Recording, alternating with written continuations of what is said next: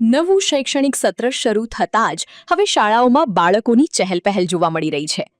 Rajkot RTO વિભાગ દ્વારા school van અને શાળાઓને લઈને એક કડક સૂચના જાહેર કરવામાં આવી છે.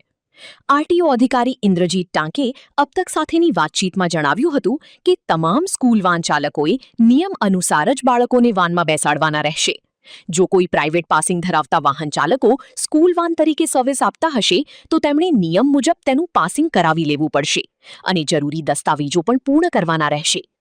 નિયમોની વાત કરીએ તો 12 વર્ષથી નાની ઉંમરના બાળકો માટે સ્કૂલ વાનની સીટિંગ કેપેસિટી કરતાં બમણા બાળકો બેસાડવાની મંજૂરી છે, પરંતુ તેનાથી વધારે ઓવરલોડિંગ ચલાવી લેવામાં આવશે નહીં.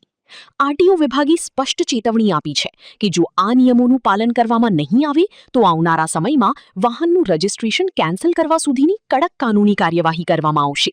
પરમિટમાં જેટલા વિદ્યાર્થી બેસાડી શકાતા હોય તેટલા જ બેસાડવામાં આવે તથા સ્કૂલ વાન પણ જો તે પ્રાઇવેટ પાસિંગ હોય તો તેઓ સ્કૂલ વાનનું પાસિંગ કરાવડાવી લે, નિયમ અનુસારના ડોક્યુમેન્ટ બનાવી લે તથા નિયમ મુજબના જ વિદ્યાર્થીઓ બેસાડે તે માટેની તેઓને સૂચના આપવામાં આવેલ છે. જો આ સૂચનાનું પાલન નહીં કરવામાં આવે તો તેઓનું રજિસ્ટ્રેશન કેન્સલ સુધીની કામગીરી કરવામાં આગામી સમયમાં આવનાર છે. આમાં નિયમ એવું છે કે 12 વર્ષથી નાના બાળકો હોય તો સ્કૂલ વાન જેટલું સીટિંગ કેપેસિટી હોય તેના કરતાં ડબલ બાળકો બેસાડી શકતા હોય છે.